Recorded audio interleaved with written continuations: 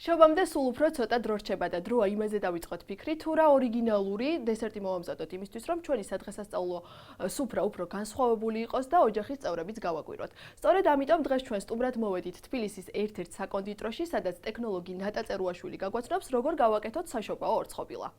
ცომისთვის დაგგვჭირდება ფქვილი, კვერცხი, თაფლი, შაქარი, დარიჩინი, დაფქული მიხაკი, ჯავზი, ილი და ჯინჯერი, ასევე გამაფხვიერებელი შაქრის სიროფი და კარაქი.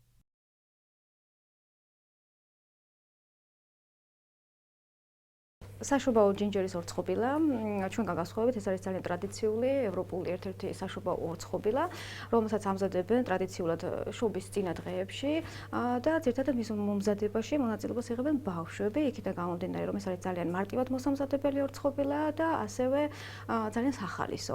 შეგვიძლია დავიწყოთ. დავიწყებთ ფქვილით, აი შეგვიძლია ფქვილი მოვათავსოთ ცომს საზელში, მინი ცომს საზელში.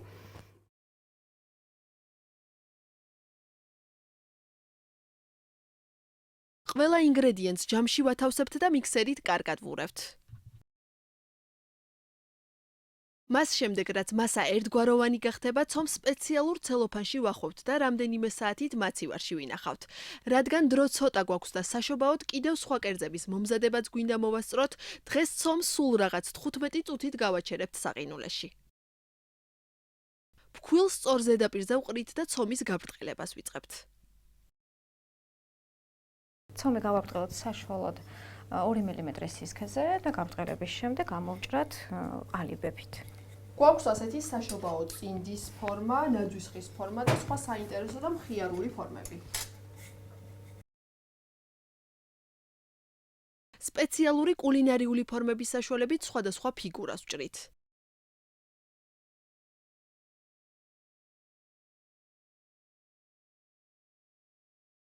შემდეგ გამოსაცხობ ტაფაზე ქაღალდს ვდებთ და ცომი მასზე გადაგვაქვს.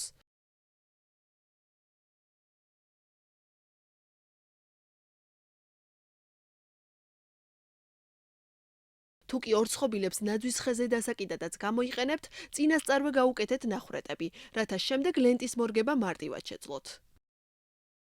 ტკბილეულს გახურებულ ღუმელში ვათავსებთ და 170 გრადუს ტემპერატურაზე 10-15 წუთის განმავლობაში ვაცხობთ. სანამ ღუმელში ცხება ორცხობილა, ჩვენ უნდა გავაკეთოთ გასაფორმებლად მინანქარი.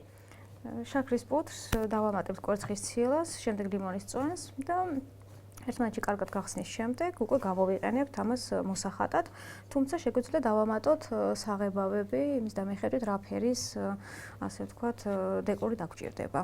დავამატოთ კვერცხის ციელა.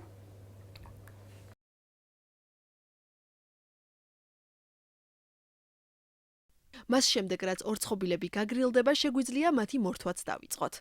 გააფორმეთ თქვენი სურვილისა და გემოვნების მიხედვით. შეგიძლიათ ამაში ბავშვებიც ჩართოთ, რადგან ეს პროცესი მათ ძალიან გაახალისებს.